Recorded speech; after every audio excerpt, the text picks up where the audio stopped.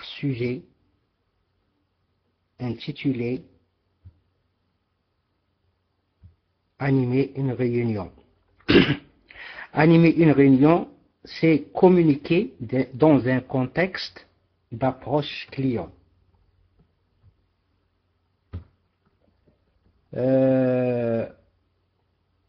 Qu'est-ce que c'est qu'une réunion? Une réunion, c'est un instrument de travail des groupes. Fred Allen a dit, les réunions rassemblent des gens importants qui, pris séparément, ne peuvent rien faire et qui, ensemble, décident que l'on ne peut être fait. Pour les réunions, il y a des avantages. On peut citer quelques-uns des avantages d'une réunion. Les membres apprennent à se connaître. Par exemple, nous ici, dans ce salon, nous sommes un groupe. Et si vous voulez, on considère ce groupe-là, lorsqu'on parle ou lorsqu'on discute, qu'on fait des réunions. Donc, parmi les avantages de ces réunions-là, c'est que nous, entre nous, on se connaît.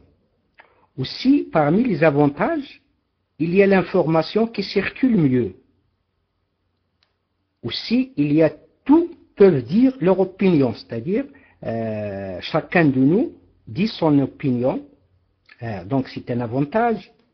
Les réticences peuvent s'exprimer, les décisions sont claires, le groupe a l'impression de progresser.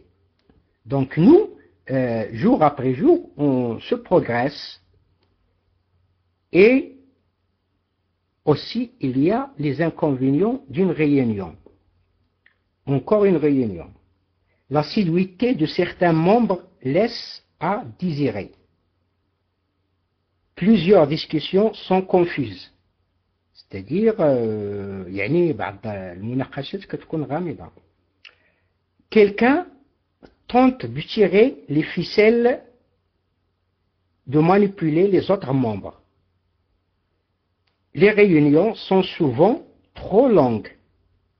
Lorsqu'une réunion ou bien un exposé est très long, les gens se sentent fatigués, ils ne donnent pas beaucoup d'importance, donc c'est parmi les inconvénients. Même si le sujet est important, lorsqu'il est long, il n'est pas cassé par quelque chose, alors que cette réunion-là devient fatigante. Des conflits risquent d'éclater. Parfois, il y a des conflits, que ce soit des conflits qu'on voit ou bien des conflits intrinsèques qu'on ne peut pas voir. Avant de continuer, permettez-moi de m'excuser de ne pas exposer dans le tableau, vu que mon exposé est sous forme de PDF.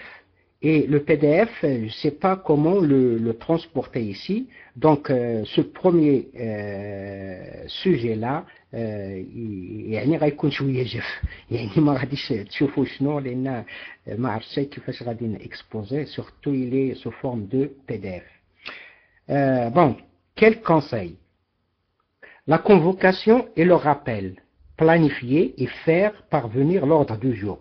Normalement, hier, lorsqu'on a planifié le sujet de bonheur, je devais normalement vous donner le titre du sujet, afin que vous puissiez chercher et donner à la discussion plus d'importance. Donc, dans les réunions aussi, il y a des convocations dont on a le plan de jour.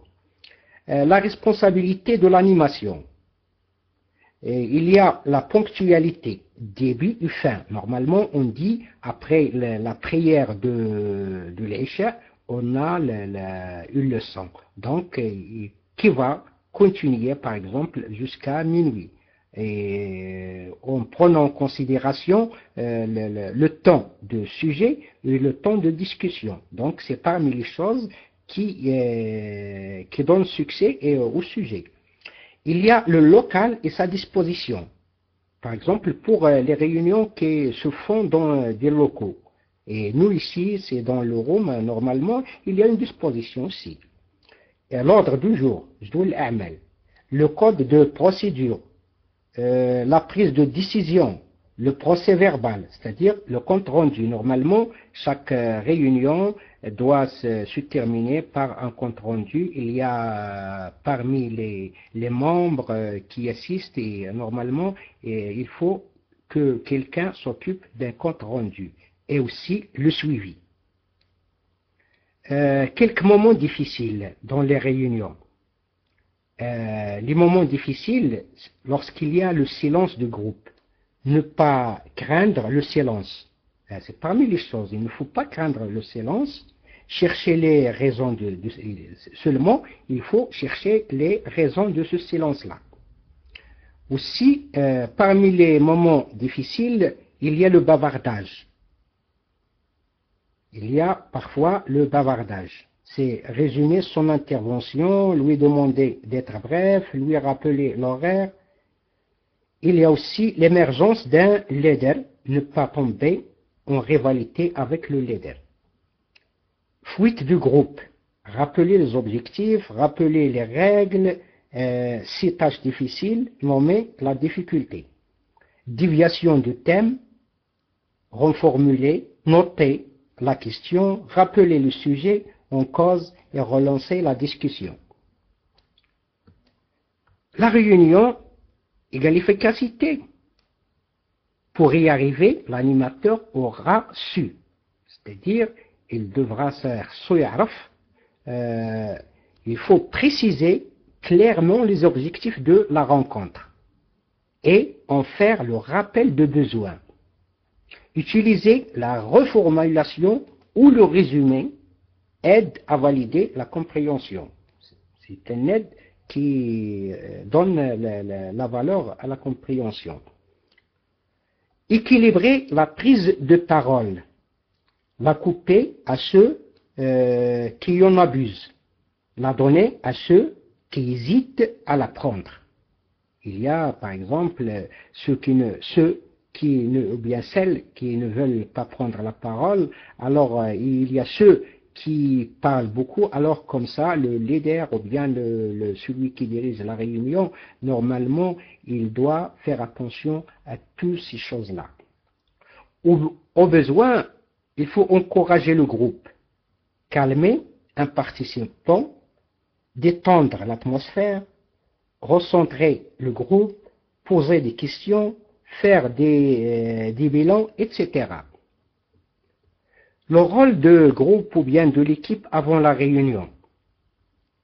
Relire le compte rendu de la réunion précédente. Par exemple, lorsqu'il s'agit d'un bureau, d'une association ou bien d'un comité, il y a des réunions après réunion. Alors, avant d'entamer une réunion, ou bien une deuxième ou troisième réunion, il faut relire le compte rendu de la réunion précédente.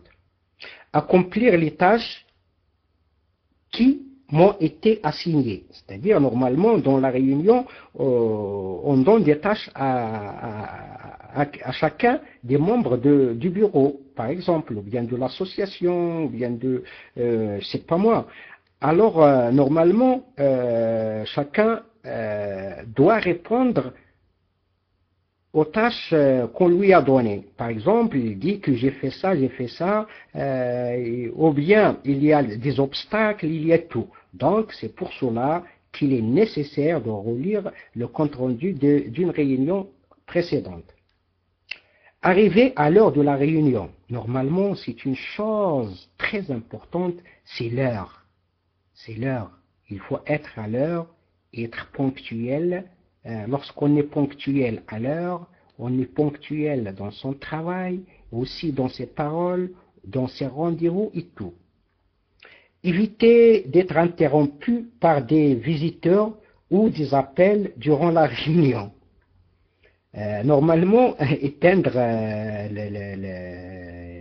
المهم راه كيكونوا قواعد الاجتماع، داكشي علاش اتفقوا الناس ديال سميتو كيتفقوا عليه. باغ اكزومبل éteindre لي بورتابل ou bien il y a des choses يعني قواعد العمل.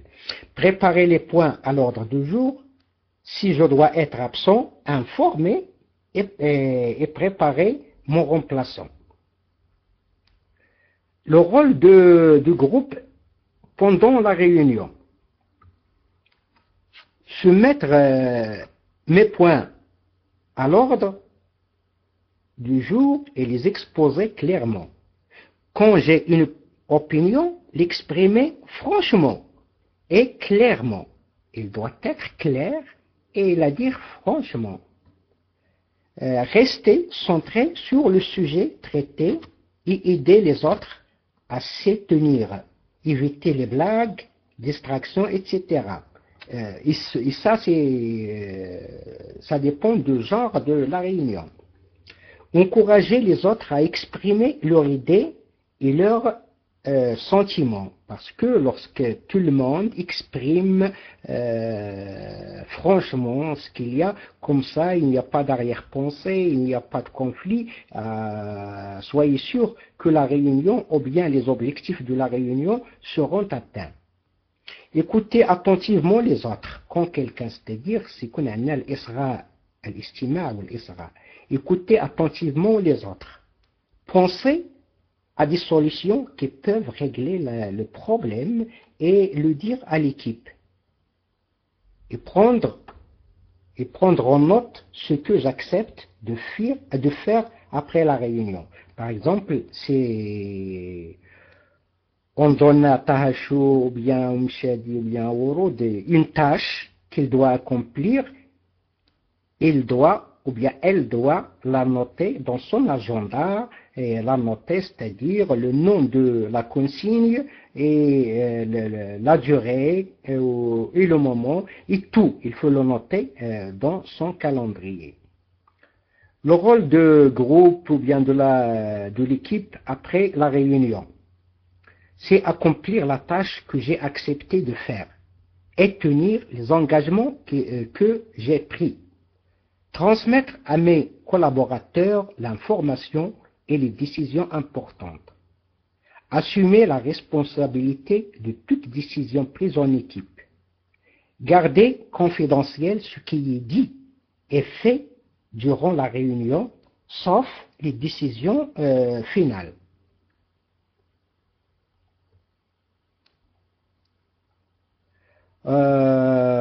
Donc, pour animer la réunion, il y a le rôle, il y a des rôles. Par exemple, le rôle de l'animateur dans un groupe, l'animateur remplit 3 rôles différents et complémentaires. La production, la régulation, la facilitation. Je répète, dans un groupe, l'animateur remplit 3 rôles différents et complémentaires. La production, la régulation, la facilitation. La production. La production, il désigne le résultat auquel un groupe devrait ou voudrait parvenir. L'animateur doit rappeler au groupe les buts qu'il poursuit à l'aider à s'organiser pour être efficace. Concrètement, l'animateur se comprend les objectifs poursuivis par le groupe. Rappelle, c'est-à-dire l'animateur, rappelle le groupe les objectifs poursuivis et les clarifie s'il y a controverse ou confusion. Structure, c'est-à-dire l'animateur, il structure l'ordre du jour en vue des objectifs à atteindre. Aussi, il clarifie les points de vue et reformule au besoin les interventions. Il synthétise et formule clairement les conclusions et les décisions. Ça, c'est pour la production. Pour la régulation, il désigne la gestion de la dimension socio-affective au sein du groupe.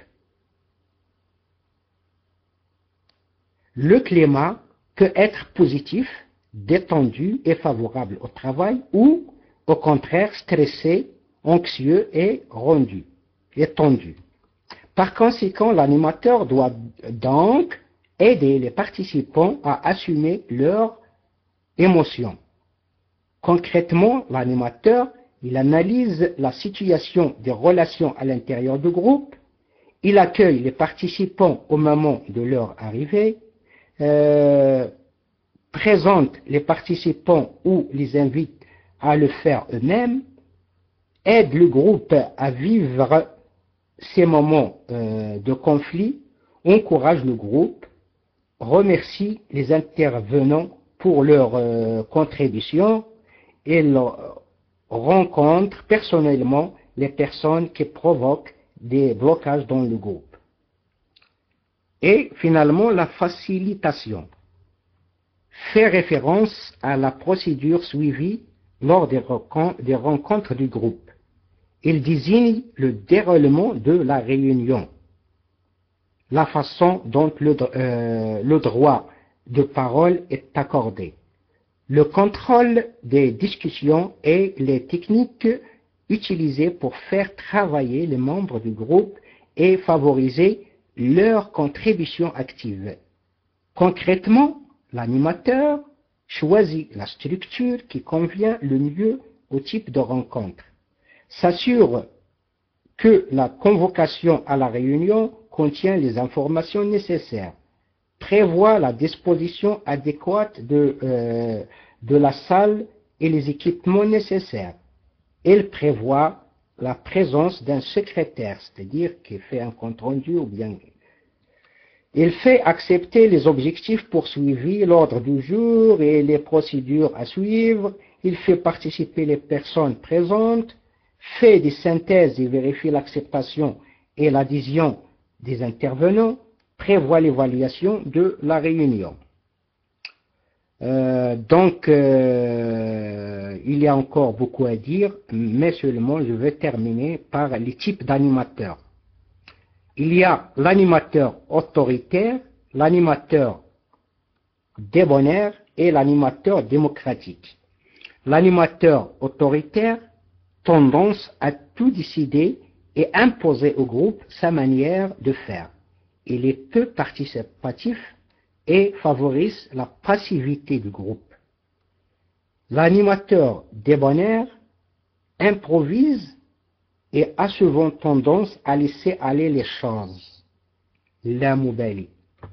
L'animateur démocratique, tendance à prévoir, mais aussi à amener le groupe à décider. Donc, cette typologie peut paraître simplicite, car tout le monde veut évidemment être démocratique, personne n'aime se faire taxer d'autoritarisme, de mollesse, etc. Il n'en reste pas moins qu'il est souhaitable que l'animateur cherche à devenir démocratique. C'est la prise de responsabilité du groupe par lui-même grâce à l'animateur qui permet le plus aux participants d'évoluer et de se former. Mes collègues, je vous remercie. Je vous remercie de votre attention et de votre écoute. وصلى الله وسلم على سيدنا ومولانا محمد وعلى آله وصحبه وسلم تسليما إن وفقت